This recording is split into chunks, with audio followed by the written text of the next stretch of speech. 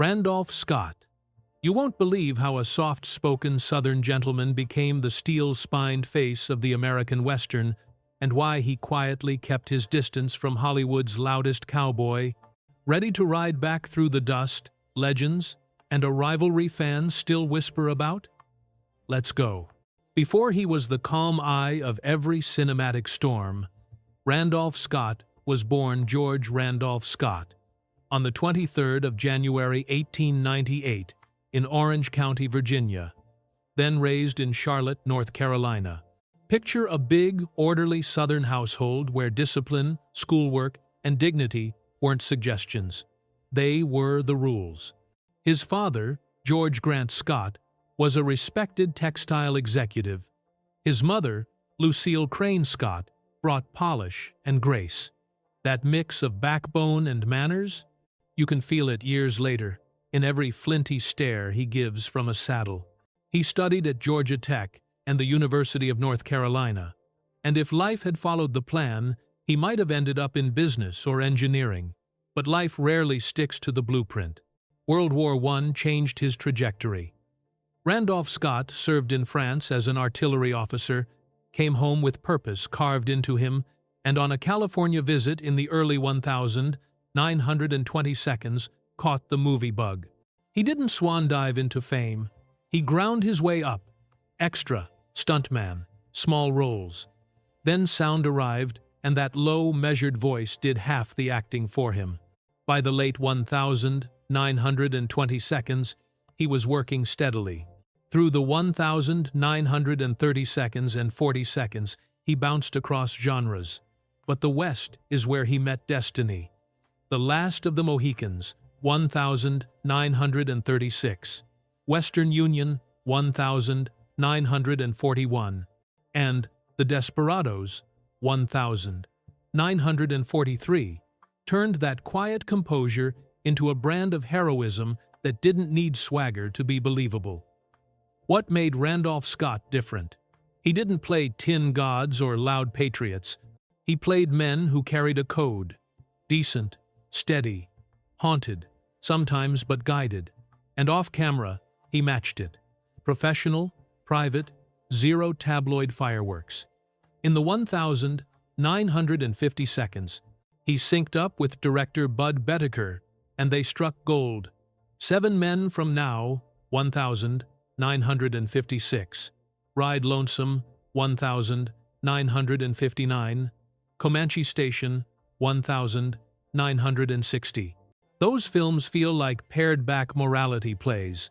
Clean lines, tough choices, no speeches. You can't fake that kind of restraint.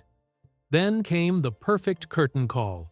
In Sam Peckinpah's Ride the High Country, 1962, Randolph Scott plays an aging lawman trying to hold on to principle as the world speeds past. It feels like a goodbye note to the genre and to us. He retired right there on his terms and proved he could outsmart Hollywood off-screen too, investing in real estate until he quietly became one of the wealthiest actors of his time. No victory lap, no confetti, just a man closing the door gently. His personal life? 2 chapters, 2 different worlds. In 1936, he married Marion DuPont, later known as Marion DuPont Scott, heiress to the DuPont dynasty, and a powerhouse in her own right, an independent, fearless horsewoman who owned Montpelier, once home to President James Madison, and turned it into a top-tier breeding and training operation. Their lives ran on separate rails, his pulling toward studio lots in California, hers anchored to Virginia's equestrian heart. They split in 1939. No children, no scandal. She kept the name DuPont Scott until her death, which tells you something about mutual respect, or at least about the name they built together. In 1944, Randolph Scott married Patricia Stillman, an actress who stepped back from the screen to build a home with him. They adopted 2 children, Sandra and Christopher, in 1950, and by all accounts, he was the same man at the breakfast table that he was on the trail. Steady, kind, present. 4 decades, no drama, a Beverly Hills home and a ranch near Santa Barbara, where he could be just a man with horses and sky. That quiet, enduring marriage says as much about him as any close-up. Now, about the other legend, riding across the same horizon. John Wayne was the blare of a bugle. Randolph Scott was the low bell that carries farther. Fans assumed the two titans must have been brothers in arms. Not quite. Their differences were more than professional, they were philosophical. Wayne could fill a room with sheer force. Scott preferred to let silences talk. Wayne's heroism was broad stroke and larger than life. Scott's was inward, doubting, moral, and earned. Wayne was a showman. I was a craftsman. Scott is often paraphrased as saying, and whether or not you've read that line before, you can feel its truth in their films. There were barbs, too. Wayne once mocked Randolph Scott as too pretty to play a real cowboy, and that stung. Scott didn't forget the slight, he didn't forget much. And beyond the set, there were fault lines. John Wayne's booming political certainty versus Randolph Scott's preference for gray areas and private convictions. Wayne spoke loudly about war and patriotism. Scott disliked glorifying either in saloons or on sound stages. And in the background, a deeper thorn. Wayne's decision not to serve in World War II while playing mythic warriors on screen later. Scott didn't attack him in public, but privately he saw that gap as a matter of principle. To him, authenticity mattered. Did the studios try to stoke a rivalry?